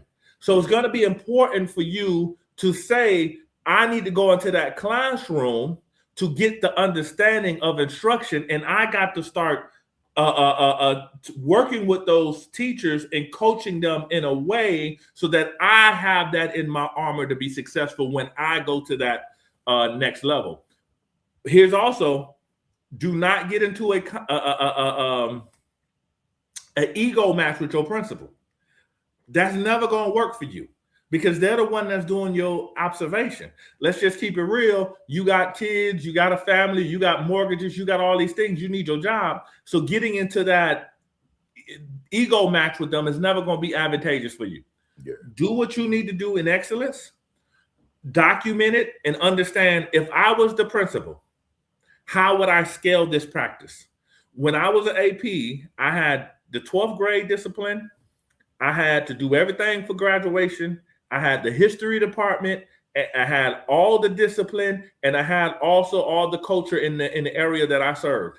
When I became a principal, I took all those things that I was doing as an AP, scaled them, and then started to see them happen throughout the building. But you want to be thinking about what you're doing, that metacognition piece, thinking about what you're thinking about these practices that you're doing and these systems that you're creating, and say, okay, how do I take this to scale when I become a principal? And more overly, how do I speak to this when I have to do my own interview? Powerful stuff. And I try to tiptoe through this. You know? I understand. I understand completely. Let's look at the AP two more ways.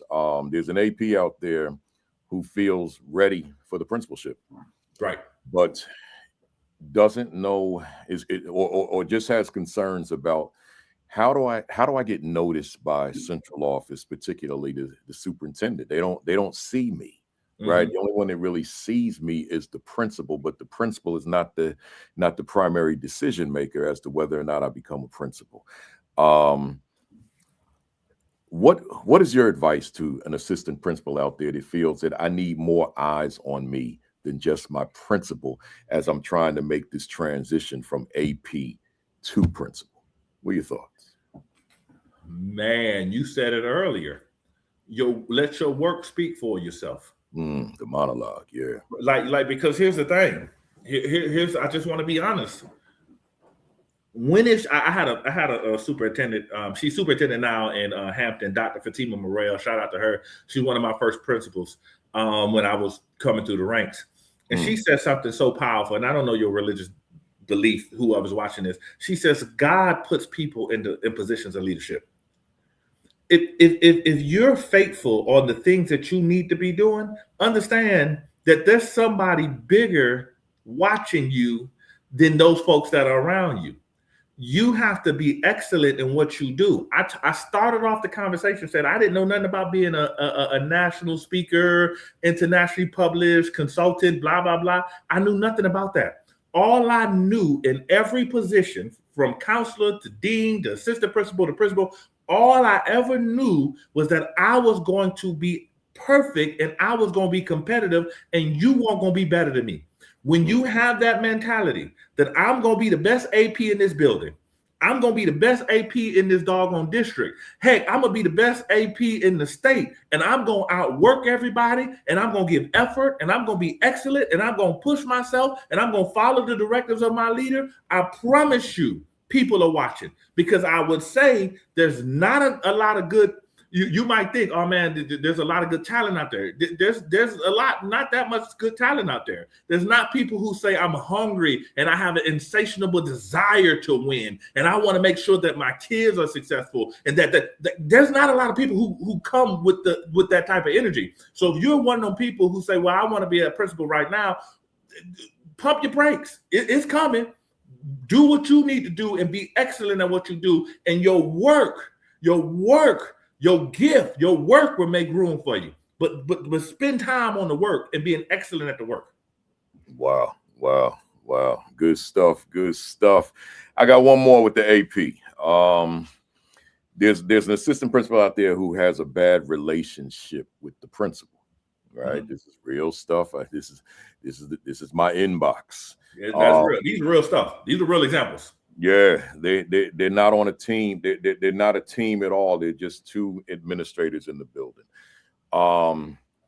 Outside of looking for a position in another district, which is what a lot of people probably would do, what can an AP do to make this relationship work? Now, before you jump in, it's easy to say, what can a principal do to correct a relationship that's gone south between a AP and a principal? And one would think that that's really the responsibility of the principal to do. But in this case, I'm flipping it and I'm saying, okay, AP, what can AP do? Since we got to live together in this building, what can AP do to strengthen this relationship? And let me say this, AP, you might be in that situation. And then we're going to talk about it. In addition, when you become principal, you might have an associate superintendent that don't like you. You might have a superintendent that like you. What we have to do is we have to manage up. I got to manage the people who manage me. Just let this in. I got to manage them so that they can know how they need to treat me. And how do you do that? Well, I make sure that when I come to the meeting with this principal, I'm documenting the experience. I'm asking for clarity on what I need to be doing so that I can be successful, so that my evaluation could be good. I'm looking at the areas where, now again, I live in New York. Union. Same thing in Jersey. We know unions. When we get down that Dixie line, it seems the unions disappear. But in New York, Chicago, we have unions. So with those unions, we always, what I'm taught is, look at what your job description is, look at what the expectation is for you, Make sure that you're documented on what you need to do and what needs to happen for you as an AP. Follow their directive so they can't say you're insubordinate or you're defiant to their directive. Respond to every email that they give you. Do not let emails go unchecked or unresponded to. Document everything that you're doing. And then be clear on the expectation that they have for you. And if it gets too toxic, you know, there's many AP jobs out there that you need to be looking towards. But you do not, again, you want to manage them and manage how they treat you, but you need everything documented. It sounds frustrating, it sounds tedious, but you need to make sure that you're covering yourself in this process. Yeah, I love it. Let's transition to those. And let me say this. Go ahead. Like mom and them told us, everybody not gonna be your friend. You want everybody to like you, but that's not the case. And she ain't sent you to school to make no friends. She told you to school to get that education, right? And so right. Manage those folks ahead of you, document everything, and keep everything clear with regards to specificity of what you're responsible for, and do that with excellence. Good stuff. You sent me some talking points to speak to your own passion, as opposed to me asking questions that I just wanted to hear from you. And one of them said, let me read it to the fam. I believe every leader, teacher, student, and parent wants to be successful, and it is our responsibility as leaders to show them how to win and help them navigate uncertain waters. Break that down for us. I hear often when I go to failing schools, people say stuff like, man, these parents don't care about their kids. Or I hear leaders say stuff like, man, this teacher just ain't no good. I hear superintendents say, man, that principal just, they just lazy. Let me tell you something. I was over there in Detroit, and one of the biggest compliments I gave to Principal Rogers out of Detroit Public Schools, I said, every time I'm here, everybody is here. They're coming. Oh, I'm talking about the adults. They coming to school. They Johnny on the spot. The AP is there. The dean is there. Everybody, the school counselor's there. And I'm coming on a Monday or Tuesday, random Thursday, on Friday. I'm here, and every time I'm here, they're showing up. So that tells me, if you have an 85% attendance rate, a 90% attendance rate, they're coming so they want to be successful. They're coming to school so they want to win. The principal is showing up so they want to have success in their building. The parents are sending their babies to school dressed, fed, or to the best of their ability. So the parents saying, I want my kid to be successful. I'm sending you my best. Yeah. It's changing the mindset of how we're dealing with other human beings. I say this to folks all the time. We're not in the business of just education. We're in the business of people. So how we treat people, how we develop people, how we approach the work. We approach the work with a mentality to say, I know you want to win. I'm going to put you in the best position to be successful. I'm not approaching the work saying, you don't want to win, you don't want to be successful, but I need you to do this.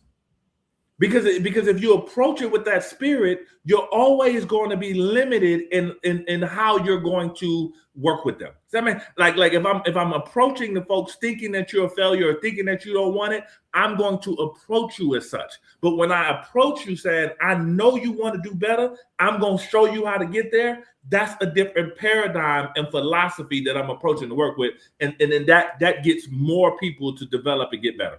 Again, everybody can be successful if they're put in the right position. And look, y'all, look, family, you're looking at a man who was illiterate coming out of high school, who had a horrible SAT, barely made it, but I played football, who had a 1.4 GPA in my first year in undergrad at the University of Buffalo, who has also written 2 nationally, internationally published books, 11 national articles, and travels the country, and has an award-winning dissertation, and travels the country supporting school leaders all around the country. How did that happen? What was the failure in K-12, and then now this person getting success?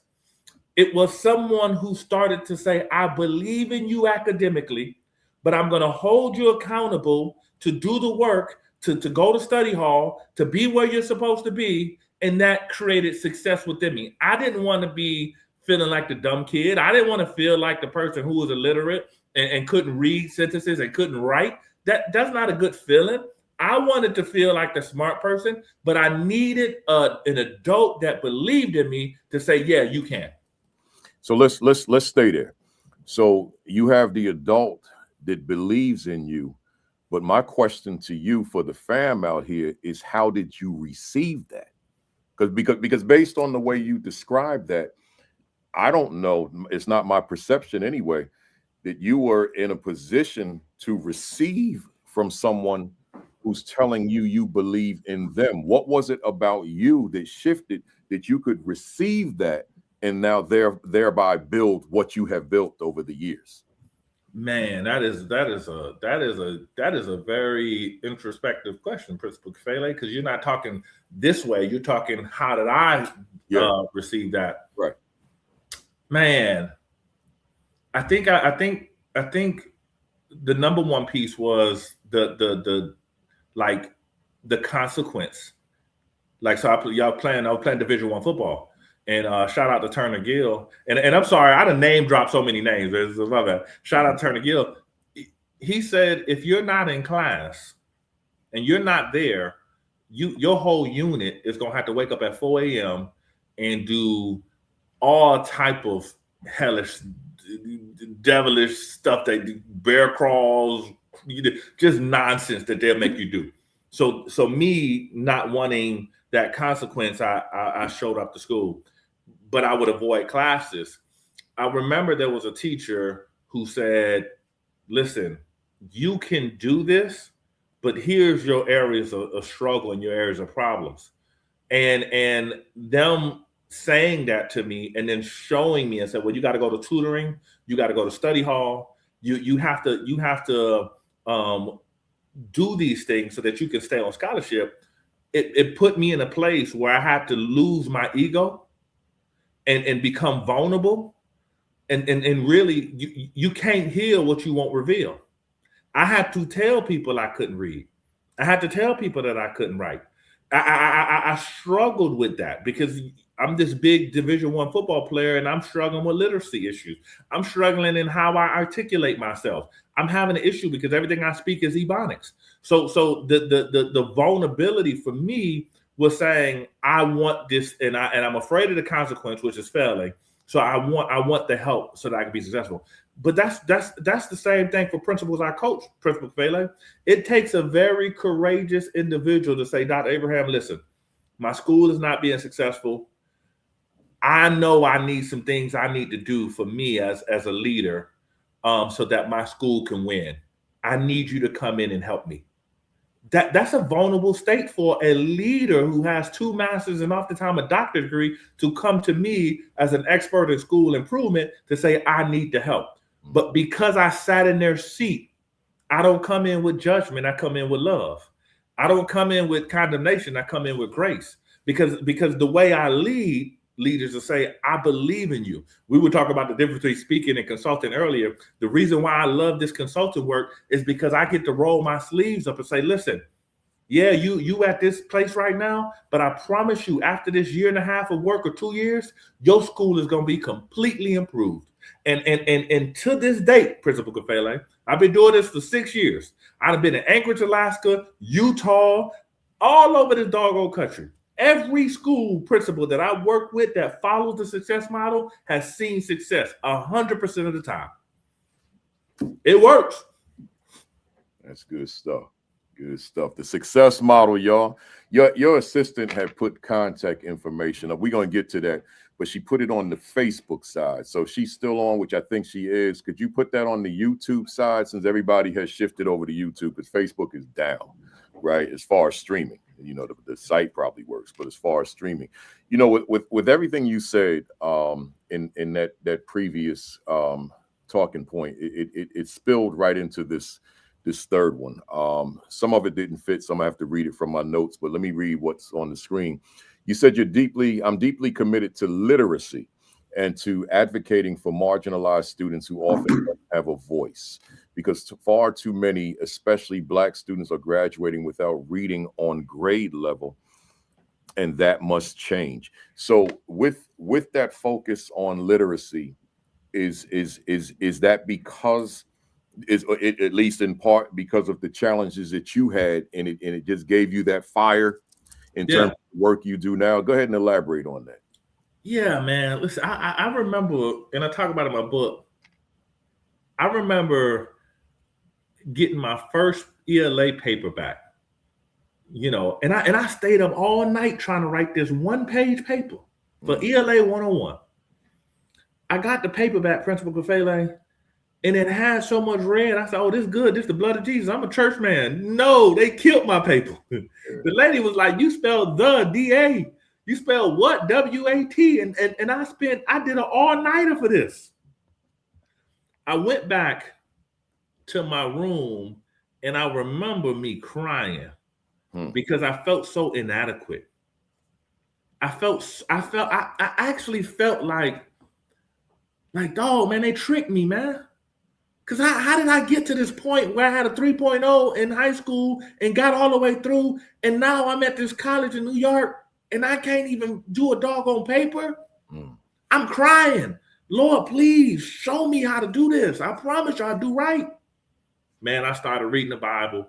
I started writing down sermons from pastors and writing them down. I was trying to get close to God. And then what happened was, in that process, and then in people believing me, man, I started to even self-teach myself how to write an introduction, a thesis statement, a body, and conclusion. But it was birthed out of that disappointment and that pain. 87% of Black children are going to graduate high school this year not reading on grade level. 87%. That's suffocating for a young person to go and say, I can't read this. I don't understand this. I'd rather misbehave than to show you that I don't have the skills. And understand this and be clear about this. Reading is a skill. Math is a skill. It's not something that this person just smart because they smart. No, this person was developed and they was shaped and people believed in them and they showed them the skill on how to do this. These are not things that are just luck. So for me, as a coach and as a principal and whatever you want to title me as, I'm saying we need to make sure that our kids are put in the right position possible so they can learn how to read and be literate walking out of your building. Here's the thing, though. I'm not going to profess like I can know all the pedagogy and all of this. No, it's y'all way smarter than me. But I will say that you need to have a belief that this kid can learn. And let me say this. Principal, I love you. So I'm gonna say it out of love. If you've been the principal for 4 to 5 years and your school's still failing, hey, Principal, where that mirror at, Principal Kafele? Put that mirror up because you the problem. I love you. I love you. I do love you. I do love you. I love you. I got your back. I promise you. I promise you I got your back. But the leader is the person that's causing, because here's the thing. In those 4 or 5 years, you have got the new crop of students every year. You got new students producing the same results. It's stagnant. We have to do something to change that so that our students can excel. But understand this, if you ain't never had a handicap like that, you might not be able to understand the pain that I have. I didn't get this corrected until I got to the doctorate degree. I didn't get this corrected until Dr. Sianka had to say, my chair, she said, you don't know the difference between where, and where? I didn't know, man. I struggled. Wow. So somebody had to show me little by little and break it down and be patient with me and said, you're not going to fail this. You're going to succeed as long as you stick with it. And then that's why I am where I am right now. But man, listen, man, listen, you talking to somebody who got the stripes, who gone through this, who got the pain, right? And had to develop and work a skill. And again, 11, 12 nationally published articles in one of the biggest magazines for secondary principals in the country. Mm-hmm. Like, come on. But I was developing that skill, and now this is who I am now. But your kids who you have in front of you, the kids in Baltimore, the kids in Newport News, Virginia, the kids in Brooklyn, New York, the kids in East Orange, New Jersey, the kids in Miami, they can also be the next Dr. Abraham, the next Principal Kafele, if someone makes a declaration that the buck gonna stop with them. That's right. That's right. You did a whole sermon on that one. So I see y'all's comments. Y'all like, we need another one, right? All right. So he and I will talk off camera and schedule it, right? So I'm reading them. I'm reading them. They like, we need a part 2. Even though we did the rapid fire questions last time, that was 5 years ago, man. Let's revisit them rapid fires. Let me just get my screen right here. Now remind me of the rapid fire rules again, because one sentence max, but one word is sufficient. A phrase is sufficient, but if you throw in a comma, it's too long, right? So So a lot of the same questions as before. Not that you would have memorized them for 5 years, but some new ones as well. Here we go. Do you feel that education is currently on the right path for underserved children? No. Do you feel that true equity can occur in America's schools for Black, brown, and other underserved students? Absolutely, and we see it happen in several places. No comma. Does Dr. Marck Abraham's work contribute to the progress that we desperately need? 100%. If you could do a reset on your life, would your line of work be different or the same? The same. Why do you continue to do this work? Because I love all students, and I love marginalized students, and I believe that education is the catalyst. It's the springboard for their success and their posterity. What fires you up within the work you do? Seeing schools improved. I always say that my reward now as a consultant is in heaven, because that young person who wasn't going to graduate is not graduating. I remember I worked with a school out in Oh, you throwing in I gotta go. Yeah. My bad. Rapid fire, my brother. My bad. I ain't listen to the rules. My bad. What do you dislike about the work you do? Maybe the travel. It's a lot of travel. What has been your greatest victory in the work that you do? Seeing the school go from 50% to 87% graduation rate in 1 year. What was your greatest mistake in the work that you do? Ooh, greatest mistake. Oh man, I don't know. I don't know yet. What has been your greatest challenge in the work that you do? Getting the message out to enough people so that we can get into their schools. Are you proud of your first year as an assistant principal? Absolutely. Are you proud of your first year as a principal? Yeah, not so much. Who inspires you in your work? Oh man, I gave you your flowers. Principal Kafele inspires me. The principals and the admin teams that I work with, they really fuel me. They give me inspiration. Honestly. What books should our fam out here be reading? You definitely should read this book that I have up. What Success Looks Like: Increasing Graduation Rate for Young Men of Color. No doubt.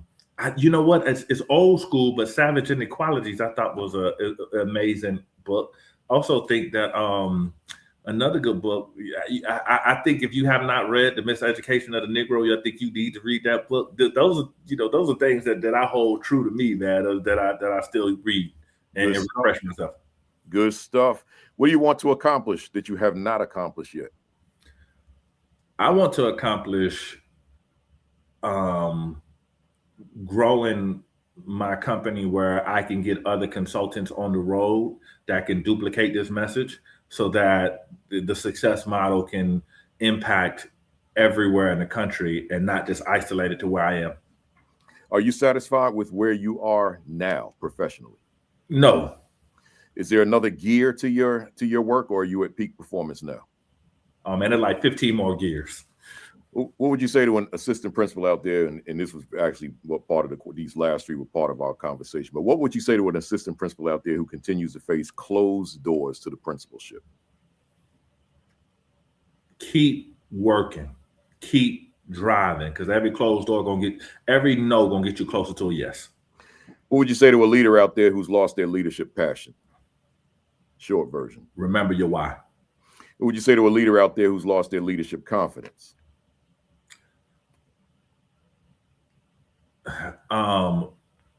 Do you still want it? And lastly, if Dr. Marck Abraham was a word in a dictionary, what would be your definition?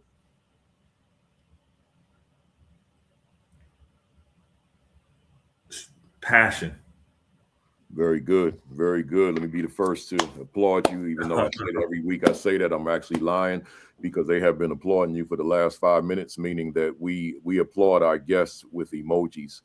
And they've been throwing the emojis up for a while. So to the fam out there, number one, I appreciate y'all jumping over to YouTube in this breakdown of Facebook. But secondly, I also appreciate you putting all those emojis. Keep them coming, y'all. We're at the end now. So if today's session resonated with you, if it was useful, if you could utilize what you heard, if it shifted your thinking, anything that was just an asset to your work, give us your favorite emoji, right? Put a lot of them up there. And let me get my emoji, which is my Louisville Slugger. And you certainly hit it out the park, Jackie Robinson style, every time you came to the plate. Again, for those of you who were checked in late, I'm wearing a Jackie Robinson minor league jersey. When he came to the Major League Baseball, he played in the minors for 1 year, and he played for the Montreal Royals, which was a minor league team of the Brooklyn Dodgers, and then became a Brooklyn Dodger the year after in 1947. Right, so we rocking number 42 for Jackie Robinson, although that's not the number he wore when he wore this jersey. Good stuff, good stuff. Keep them emojis coming, y'all. Keep them coming, keep them coming. I see them, I see them, I see them. Keep them coming, keep them coming. Hey, Dr. Abraham, how do these folks bring you into their districts live and in living color? You can get me on Facebook, Marck Abraham. Just inbox me. You can go Dr. Marck Abraham on Instagram, Marck_Abraham, or you can email me at meaconsultantsllc@gmail.com. I'll be in Columbus, Georgia this week, and then next week I'll be in Newport News, Virginia, and then I think I'll be in Detroit after. But if you call me or you email me, I promise you I'm pulling up. You ain't it ain't even a question. And I promise you, 100% guaranteed, you will have school improvement. No questions asked. Y'all hear that? He said he made a promise. Promise on everything. You're going to feel that school improvement. You're going to see it. So reach out to him. Before I close out, Doc, any closing thoughts to the fam out there, those who are on live and the folks who will see the video later? Education is my love and my passion. And understand, for all you educators, the work you're doing, you're not just a teacher. You're not just an assistant principal. You're not just a principal. You are a world changer because of educators like you that's going to commit themselves to a Saturday to listen to somebody for 2 hours to get some information, to develop their skills. Because of people like you is why I'm here today. So thank you for your work. Thank you for what you do, and keep doing the good fight of faith because we need you. Good stuff, good stuff, good stuff. To the fam out there, appreciate you being here. As I say every Saturday morning, those of you who are first timers, don't let this be your last time. Get with us every Saturday morning at 11 o'clock. And also, you can go to the YouTube channel, AP New Principals Academy, and catch up on the 310 sessions that you missed, because this was number 311 consecutively. We got the 6th anniversary coming up soon, the first Saturday of May. Before you leave me, let me give you the rundown for next week. Next week will be number 312. I'm bringing on Dr. Joshua Barnett, who's the Chief Executive Officer of the National Institute for Excellence in Teaching. That's NIET. That's a large organization that I'm sure many of you are probably associated with anyway. So again, Dr. Joshua Barnett, Chief Executive Officer of NIET. Make sure that every Saturday morning you get up early and tune in to Sean Hurt at 10 o'clock. These are all Facebook Live, followed by Create and Educate with Dr. Sheikah Houston and Dr. Tammy Taylor at 10:30, followed by the AP and New Principals Academy, yours truly at 11 o'clock. I prefer you on YouTube, as you know, not Facebook, because of what happened today, right? So just make sure you just log in on YouTube, man. Y'all can chat over there. And then on Sunday, PGP podcast with Principal Josh Tovar and Dr. Madi Moreno, 6 o'clock Eastern time, right? That rounds out the Fantastic Four. Make sure that you get first Dr. Abraham's book, What Success Looks Like, Increasing High School Graduation Rates Among Males of Color. You can go to Amazon right now, right now. Don't wait. Don't put it off. Just go to Amazon right now and get yourself a copy, right? And then while you're there, get yourself a copy of What Is My Value Instructionally to the Teachers I Supervise, right? That's my newest one. It might be my last. I don't know. But that's what's out. Right. That's the newest one right now.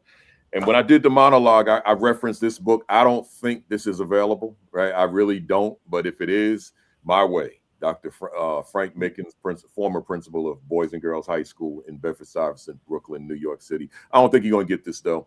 If it is on Amazon, they're probably selling it for hundreds of dollars. So, and don't ask me to lend you mine. This is one of the most priceless books I have in my library.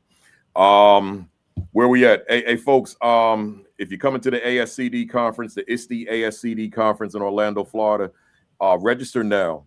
And so I can know what my numbers are, so I know how to prepare, because I have a pre-conference session that I'd love for you to be at on the 28th from 8 to 1. So go to ascd.org and register. And then I have a featured session on the following day, that Monday, the 29th at 8:30 to 9:30. And then make sure that you register for the School Leadership Institute with Principal Kafele, July 9 and 10 in Savannah, Georgia. Just go to principalkafele.com and scroll down, and you'll see the link to click to register. Make sure that you subscribe to the AP and New Principals Academy YouTube channel. Be a part of that 25,100 some odd. We're trying to get to 25,200 now, right? So we're at like 170, something like that. So make sure you subscribe and hit the notification bell so that you're always informed when we go live. And then lastly, as I always say, and I could really say this with Dr. Abraham on the call, because he's a fitness guy. So your diet, your exercise, and even your virus precautions, just do the things you got to do to take care of yourselves. It's kind of rough out here, right? So just do the things you got to do. I'm not going to the gym today, but I'll be there tomorrow doing my cardio work and just ongoing, just getting it done. So make sure you're doing the same and eat right? Other than that, y'all, appreciate you on this 311th week. We will see you next Saturday. Stay on, Dr. Abraham. We will see you next Saturday. So have a great week.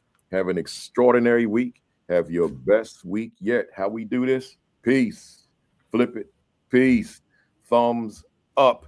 Cock that fist back all the way. Count to 3 with me. 1, 2, 3. Here we go. Bam. I'll see you next Saturday at 11 o'clock.